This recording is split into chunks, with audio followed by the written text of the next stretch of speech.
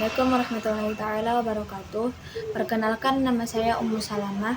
Saya salah satu dari mahasiswa STI Al-Kifayah Riau Pekanbaru. Di sini saya akan memenuhi tugas mata kuliah Ilmu Pendidikan Agama Islam dengan mata ibu dosen Nikmah MPD. Sini saya akan membahas sumber-sumber pendidikan agama Islam. Apa sih sumber-sumber pendidikan agama Islam itu? Sumber pendidikan agama Islam itu dapat diartikan semua acuan atau rujukan yang darinya memancar ilmu pengetahuan dan nilai-nilai pendidikan agama Islam. Ada 3 fungsi dari sumber pendidikan agama Islam ini. Yang pertama, mengarahkan tujuan pendidikan Islam yang ingin tercapai. Kedua, membingkai seluruh kurikulum yang dapat dilakukan dalam proses belajar mengajar. Yang ketiga, menjadi standar dan tolak ukur dalam berevaluasi. Perlu kita ketahui, ada 2 sumber-sumber pendidikan agama Islam itu. Ada beberapa sumber pendidikan agama Islam itu. Yang pertama, Al-Quran, As-Sunnah, ijtihad, qiyas, terus sejarah agama Islam. Di sini saya akan membahas apa sih Al-Quran itu. Secara bahasa, Al-Quran itu memiliki artian dari bahasa Arab qara'a yaqra'u qira'atan atau Qur'anan, yang berarti bacaan. Secara istilah, Al-Quran ini diturunkan kepada Rasulullah SAW di Gua Hira melalui malaikat Jibril. Al-Quran ini turunnya dia secara berangsur-angsur, tidak sekaligus, karena Al-Quran ini di masa Rasulullah SAW belum dia dibukukan. Sesudahnya wafat Nabi Muhammad, setelah itu barulah dibukukan oleh para Rasulullah, yaitu Abdullah bin Abbas, karena takut para sahabat Al-Quran ini tercecer. Makanya dari situ dibukukanlah Al-Quran ini, dan Al-Quran ini berisi 6.666 ayat, 114 surah, dan 30 juz. Surah yang pertama kali turun Al-Quran ini adalah surah Al-Alaq, mulai dari ayat 1 sampai 5. Yang terakhir yaitu surah Al-Maidah ayat yang ketiga. Terus yang kedua, di sini saya akan membahas sumber pendidikan agama Islam yang kedua, yaitu As-Sunnah atau hadis. Apa sih hadis ini? Hadis adalah al-hadis wa huwa ma udifa ilan Nabi sallallahu alaihi wasallam qaulan au fi'lan au taqriran au sifatan, yang berarti hadis ini ialah yang disandarkan kepada Nabi sallallahu alaihi wasallam, baik dia secara perkataan, perbuatan, pengakuan atau sifat. Hadis ini banyak di kalangan sekarang ini, hadis banyak yang memalsukan. Perlu kita ketahui apa perbedaan hadis yang sahih, hadis yang dhaif, hadis yang intinya banyak sekarang ya, hadis itu tidak menyalahartikan. Yang ketiga, di sini saya akan membahas sumber pendidikan agama Islam yang ketiga, yaitu ijma'. Apa sih ijma' itu? Ijma' adalah kesepakatan para ulama tentang suatu masalah hukum Islam. Ijma' menjadi sumber hukum Islam yang penting ketika tidak ada ayat Al-Quran atau hadis yang secara eksplisit membahas suatu masalah. Terus yang keempat, qiyas. Apa qiyas itu? Qiyas adalah metode untuk menentukan hukum baru dengan cara membandingkan suatu masalah dengan masalah lain yang hukumnya sudah diketahui. Metode ini digunakan atau hadis yang secara eksplisit membahas atau masalah tetapi ada masalah lain yang serupa. Yang kelima, saya di sini pembahasannya itu tentang ijtihad. Apa sih ijtihad itu? Ijtihad adalah usaha untuk merumuskan hukum baru berdasarkan Al-Quran dan Sunnah sesuai dengan perkembangan zaman. Ijtihad sangat penting dalam pendidikan Islam untuk menyesuaikan ajaran Islam dengan kebutuhan dan tantangan zaman. Di sini selain dasar-dasar yang tadi itu yang sudah dijelaskan yang 5 itu, ada dia dasar tambahan. Pada masa Khulafaur Rasyidin, sumber pendidikan agama Islam ini sudah mengalami perkembangan selain Al-Quran dan hadis dan perbuatan para sahabat. Usaha-usaha yang dapat dilakukan di masa itu yang pertama adalah Abu Bakar melakukan kodifikasi Al-Quran.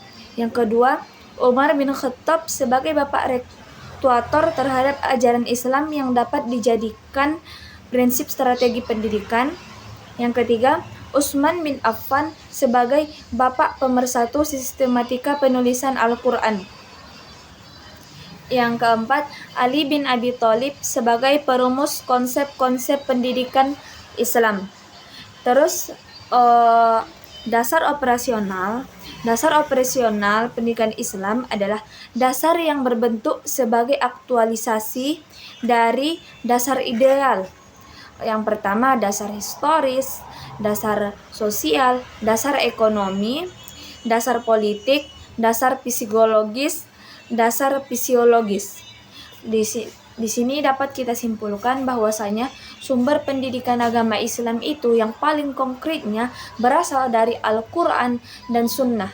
Maka jikalau kita memiliki masalah ataupun yang perlu dipahami tentang masalah hukum, kita bisa mengambil rujukannya baik dia dari Al-Quran, Sunnah. Kalau sekiranya kita tidak mendapatkannya dari Al-Quran, boleh kita periksa dari hadis. Dan hadisnya itu harus dia hadis yang sahih, bukan hadis yang dhaif. Karena hadis yang boleh diamalkan itu hadis yang sahih, bukan hadis yang dhaif. Boleh dia diamalkan hadis yang dhaif, tapi kurang afdolnya. Perkenalkan, nama saya Ummu Salamah.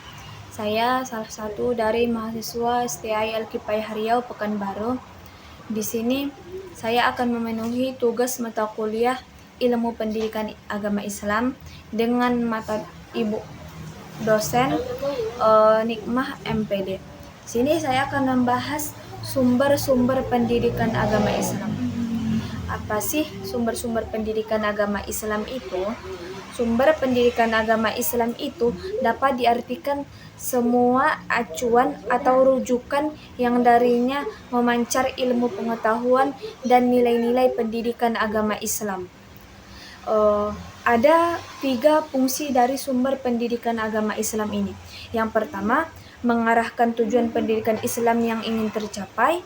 Kedua, membingkai seluruh kurikulum yang dapat dilakukan dalam proses belajar mengajar. Yang ketiga, menjadi standar dan tolak ukur dalam berevaluasi. Perlu kita ketahui, ada 2 sumber-sumber pendidikan agama Islam itu. Ada beberapa sumber pendidikan agama Islam itu. Yang pertama, Al-Quran, As-Sunnah, Ijtihad, Qiyas, terus sejarah agama Islam. Di sini saya akan membahas apa sih Al-Quran itu. Secara bahasa, Al-Quran itu memiliki artian dari bahasa Arab qara'a yaqra'u qira'atan atau Qur'anan, yang berarti bacaan. Secara istilah, Al-Quran ini diturunkan kepada Rasulullah SAW di Gua Hira melalui malaikat Jibril. Al-Quran ini turunnya dia secara berangsur-angsur, tidak sekaligus, karena Al-Quran ini di masa Rasulullah SAW belum dia dibukukan. Sesudahnya wafat Nabi Muhammad, setelah itu barulah dibukukan oleh para Rasulullah, yaitu Abdullah bin Abbas, karena takut para sahabat Al-Quran ini tercecer. Makanya dari situ dibukukanlah Al-Quran ini, dan Al-Quran ini berisi 6.666 ayat, 114 surah dan 30 juz. Surah yang pertama kali turun Al-Quran ini adalah Surah Al-Alaq mulai dari ayat 1 sampai 5. Yang terakhir yaitu Surah Al-Maidah ayat yang ketiga. Terus yang kedua, di sini saya akan membahas sumber pendidikan agama Islam yang kedua yaitu As-Sunnah atau hadis. Apa sih hadis ini? Hadis adalah al-hadis wa huwa ma udifa ilan Nabi sallallahu alaihi wasallam qaulan au fi'lan au taqriran au sifatan, yang berarti hadis ini ialah yang disandarkan kepada Nabi sallallahu alaihi wasallam, baik dia secara perkataan, perbuatan, pengakuan atau sifat. Hadis ini banyak di kalangan sekarang ini, hadis banyak yang memalsukan. Perlu kita ketahui apa perbedaan hadis yang sahih, hadis yang dhaif, hadis yang intinya banyak sekarang ya, hadis itu tidak menyalahgunakan, menyalahartikan. Yang ketiga, di sini saya akan membahas sumber pendidikan agama Islam yang ketiga yaitu ijma. Apa sih ijma itu? Ijma adalah kesepakatan para ulama tentang suatu masalah hukum Islam. Ijma menjadi sumber hukum Islam yang penting ketika tidak ada ayat Al-Quran atau hadis yang secara eksplisit membahas suatu masalah. Terus yang keempat, qiyas. Apa qiyas itu? Qiyas adalah metode untuk menentukan hukum baru dengan cara membandingkan suatu masalah dengan masalah lain yang hukumnya sudah diketahui. Metode ini digunakan atau hadis yang secara eksplisit membahas atau masalah tetapi ada masalah lain yang serupa. Yang kelima, saya di sini pembahasannya itu tentang ijtihad. Apa sih ijtihad itu? Ijtihad adalah usaha untuk merumuskan hukum baru berdasarkan Al-Quran dan Sunnah sesuai dengan perkembangan zaman. Ijtihad sangat penting dalam pendidikan Islam untuk menyesuaikan ajaran Islam dengan kebutuhan dan tantangan zaman. Di sini selain dasar-dasar yang tadi itu yang sudah dijelaskan yang 5 itu, ada dia dasar tambahan. Pada masa Khulafaur Rasyidin, sumber pendidikan agama Islam ini sudah mengalami perkembangan. Selain Al-Quran dan hadis dan perbuatan para sahabat, usaha-usaha yang dapat dilakukan di masa itu yang pertama adalah Abu Bakar melakukan kodifikasi Al-Quran. Yang kedua, Umar bin Khattab sebagai bapak rektuator terhadap ajaran Islam yang dapat dijadikan prinsip strategi pendidikan. Yang ketiga, Utsman bin Affan sebagai bapak pemersatu sistematika penulisan Al-Quran. Yang keempat, Ali bin Abi Thalib sebagai perumus konsep-konsep pendidikan Islam. Terus dasar operasional pendidikan Islam adalah dasar yang berbentuk sebagai aktualisasi dari dasar ideal.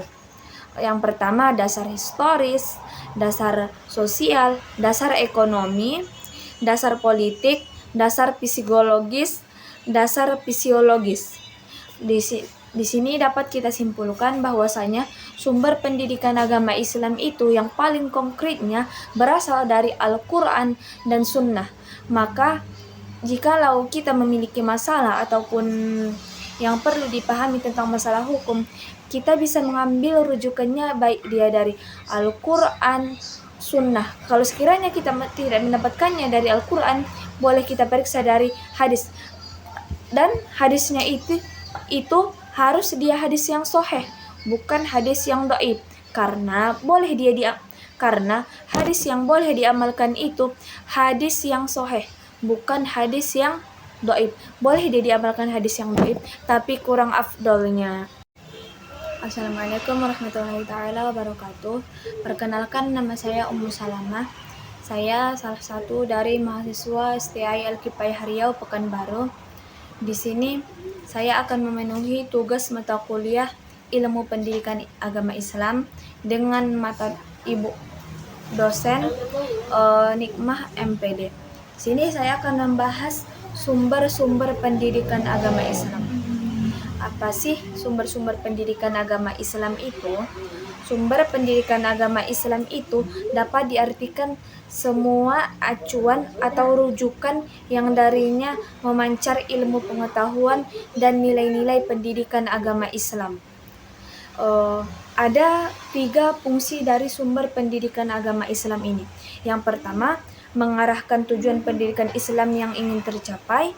Kedua, membingkai seluruh kurikulum yang dapat dilakukan dalam proses belajar mengajar. Yang ketiga, menjadi standar dan tolak ukur dalam berevaluasi. Perlu kita ketahui, ada 2 sumber-sumber pendidikan agama Islam itu. Ada beberapa sumber pendidikan agama Islam itu. Yang pertama, Al-Quran, As-Sunnah, ijtihad, qiyas, terus sejarah agama Islam.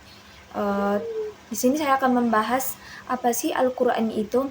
Secara bahasa, Al-Quran itu memiliki artian dari bahasa Arab qara'a yaqra'u qira'atan atau Qur'anan yang berarti bacaan. Secara istilah, Al-Quran ini diturunkan kepada Rasulullah SAW di Gua Hira melalui malaikat Jibril. Al-Quran ini turunnya dia secara berangsur-angsur, tidak sekaligus, karena Al-Quran ini di masa Rasulullah SAW belum dia dibukukan. Sesudahnya wafat Nabi Muhammad, setelah itu barulah dibukukan oleh para Rasulullah, yaitu Abdullah bin Abbas, karena takut para sahabat Al-Quran ini tercecer. Makanya dari situ dibukukanlah Al-Quran ini, dan Al-Quran ini berisi 6.666 ayat, 114 surah, dan 30 juz. Surah yang pertama kali turun Al-Quran ini adalah surah Al-Alaq mulai dari ayat 1 sampai 5. Yang terakhir yaitu surah Al-Maidah ayat yang ketiga. Terus yang kedua, di sini saya akan membahas sumber pendidikan agama Islam yang kedua, yaitu As-Sunnah atau hadis. Apa sih hadis ini? Hadis adalah al-hadis wa huwa ma udifa ilan Nabi sallallahu alaihi wasallam qaulan au fi'lan au taqriran au sifatan, yang berarti hadis ini ialah yang disandarkan kepada Nabi sallallahu alaihi wasallam, baik dia secara perkataan, perbuatan, pengakuan atau sifat. Hadis ini banyak di kalangan sekarang ini, hadis banyak yang memalsukan. Perlu kita ketahui apa perbedaan hadis yang sahih, hadis yang dhaif, hadis yang intinya banyak sekarang ya, hadis itu tidak menyalahartikan. Yang ketiga, di sini saya akan membahas sumber pendidikan agama Islam yang ketiga, yaitu ijma'. Apa sih ijma' itu? Ijma' adalah kesepakatan para ulama tentang suatu masalah hukum Islam. Ijma' menjadi sumber hukum Islam yang penting ketika tidak ada ayat Al-Quran atau hadis yang secara eksplisit membahas suatu masalah. Terus yang keempat, qiyas. Apa qiyas itu? Qiyas adalah metode untuk menentukan hukum baru dengan cara membandingkan suatu masalah dengan masalah lain yang hukumnya sudah diketahui. Metode ini digunakan atau hadis yang secara eksplisit membahas atau masalah tetapi ada masalah lain yang serupa. Yang kelima, saya di sini pembahasannya itu tentang ijtihad. Apa sih ijtihad itu? Ijtihad adalah usaha untuk merumuskan hukum baru berdasarkan Al-Quran dan Sunnah sesuai dengan perkembangan zaman. Ijtihad sangat penting dalam pendidikan Islam untuk menyesuaikan ajaran Islam dengan kebutuhan dan tantangan zaman. di sini selain dasar-dasar yang tadi itu yang sudah dijelaskan yang 5 itu, ada dia dasar tambahan. Pada masa Khulafaur Rasyidin, sumber pendidikan agama Islam ini sudah mengalami perkembangan selain Al-Quran dan hadis dan perbuatan para sahabat. Usaha-usaha yang dapat dilakukan di masa itu yang pertama adalah Abu Bakar melakukan kodifikasi Al-Quran. Yang kedua, Umar bin Khattab sebagai bapak rektuator terhadap ajaran Islam yang dapat dijadikan prinsip strategi pendidikan. Yang ketiga, Utsman bin Affan sebagai bapak pemersatu sistematika penulisan Al-Quran. Yang keempat, Ali bin Abi Thalib sebagai perumus konsep-konsep pendidikan Islam. Terus dasar operasional pendidikan Islam adalah dasar yang berbentuk sebagai aktualisasi dari dasar ideal. Yang pertama, dasar historis, dasar sosial, dasar ekonomi, dasar politik, dasar psikologis, dasar fisiologis. Di sini dapat kita simpulkan bahwasanya sumber pendidikan agama Islam itu yang paling konkretnya berasal dari Al-Quran dan Sunnah.